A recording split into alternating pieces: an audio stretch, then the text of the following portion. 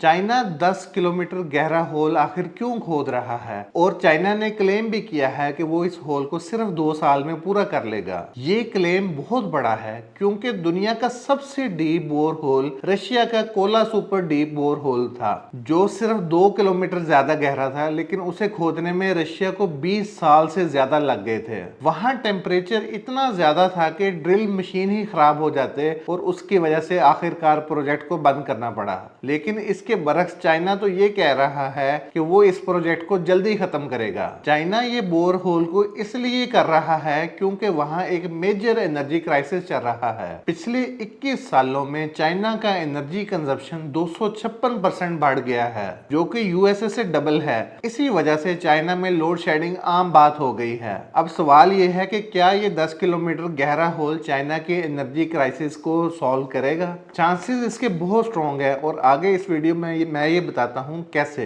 दोस्तों, रशिया के अलावा अब तक कोई भी कंट्री इतना गहरा होल नहीं कर पाई। सऊदी अरेबिया का भी डीपेस्ट ऑयल वेल भी सिर्फ 4000 मीटर गहरा है, लेकिन चाइना को लगता है कि उन्हें ऑयल मिल सकता है। धरती का क्रस्ट लगभग 100 किलोमीटर गहरा होता है। जहां चाइना ड्रिलिंग कर रहा है वहां के रॉक्स तकरीबन एक अंदाजे के मुताबिक 4 बिलियन ईयर्स पुराने हैं। यूजुअली ऑयल 15 से 300 मिलियन साल पुराने रॉक्स में मिलता है। अगर चाइना इतनी गहराई में ड्रिल करे तो उन्हें अबंडेंट ऑयल और नेचुरल रिसोर्सेज मिल सकते हैं। एक्चुअली चाइना ने 2022 में शिंगपिंग प्रोविंस के अंदर सिनोपिंग कंपनी के जरिए 8500 मीटर गहरा होल खोदा था। उसमें से इतने रिसोर्सेज मिले कि चाइना 2 साल तक बिना ऑयल इंपोर्ट के चल सकता था। लेकिन इसी वजह से शिंगपिंग प्रोविंस बहुत सेंसिटिव है। वहां पे 2 मिलियन मुस्लिम्स को डिटेंशन कैंप्स में रखा गया। प्रोटेस्ट और सेपरेटिस्ट ग्रुप बने, लेकिन चाइना ने उन्हें क्रश कर दिया। चाइना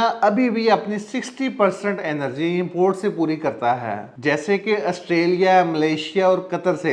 लेकिन उनको डर है कि कल को अगर ये मुल्क सप्लाई बंद कर देंगे तो उनका क्या होगा। इसीलिए उन्होंने पेट्रो चाइना और CNWC जैसी कंपनीज को शिंगपिंग में एक्सप्लोरेशन के लिए फुल परमिशन दे दी है। इस प्रोजेक्ट के लिए चाइना ने 2000 टन की एडवांस मशीन बनाई है, जो कि रशिया की मशीन से भी ज्यादा पावरफुल है। रशिया की मशीन 180 डिग्री सेंटीग्रेड तक टेम्परेचर टॉलरेट करती थी, जबकि चाइना की मशीन 200 डिग्री सेंटीग्रेड और 1300 गुना ज्यादा प्रेशर टॉलरेट करती हैं। इसी वजह से चाइना को लगता है कि वो सिर्फ 1.5 साल में काम कंप्लीट कर लेंगे, जबकि रशिया को 20 साल लगे थे। चाइना ने इसको अपने 5 ईयर प्लान में अपना मेजर एजेंडा बनाया है। वो पूरे कंट्री में अंडरग्राउंड सर्वेस कर रहे हैं ताकि इन रिसोर्सेज का पता लगाया जा सके। लेकिन इस प्रोजेक्ट की बहुत सारी डिटेल सीक्रेट रखी गई हैं। हिस्ट्री में ऐसे ज्यादातर प्रोजेक्ट्स फेल हुए हैं। कोल्ड वॉर के टाइम पे रशिया ने कोला बोर होल बनाया और यूएसए ने ओशन फ्लोर में ड्रिलिंग शुरू की, लेकिन $40 मिलियन